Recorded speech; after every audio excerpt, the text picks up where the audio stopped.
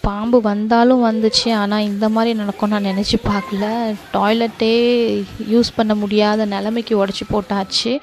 குழந்தைங்கள வச்சுக்கிட்டு ரொம்ப கஷ்டப்பட்டுட்டேன். ஏன்னா, ஆத்திரத்த அடக்கலாம். ஆனா, இத வந்து அடக்கவே முடியாது.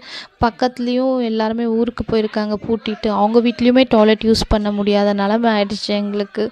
என்னடா பண்றதுன்னு அந்த காலத்துலலாம் எப்படிதான் இருந்தாங்களோ டாய்லெட் இல்லாம, இந்த காலத்துல நம்ம எல்லாத்துக்குமே அடிக்ட் ஆனதால எதையுமே இல்லாம இருக்க முடியாதுன்ற நிலைமைக்கு வந்தாச்சு. சரி அந்த அண்ணன் நீங்க கவலைப்படாதீங்கம்மா, நான் எல்லாமே உங்களுக்கு செஞ்சு குடுத்துட்டு போயிடுறேன் அப்படின்னு சொன்னாரு. சரி நான் டீ குடிச்சிட்டு தெம்பா செய்யுங்க அப்படின்னு அந்த அண்ணாக்கு டீ வச்சு குடுத்தாச்சு. பார்த்தா போடும்போது அறிகுறி வேற சொல்றதும்மா, உடைக்கும்போது ஒரு கோணி பைய வச்சு உடைக்கக்கூடாதாம்மா, அது பண்ணக்கூடாதாம்மா. எப்படிதான் அந்த பாம்பை வெளியே எடுப்போம்னு நாங்கள் யோசிப்போமா இல்லை கோணி பை வைப்போமா, எதுவும் எனக்கு புரியவே இல்லை. அதை முடிச்சு கொஞ்ச நேரத்துக்கு அப்புறம் அந்த பாத்ரூம்ல மேலே பார்த்தாக்கா அது என்னமோ உட்கார்ந்து இருந்துச்சு. அது பாம்புன்னே நினச்சி பயந்துட்டோம். பார்த்தா அது தவளை.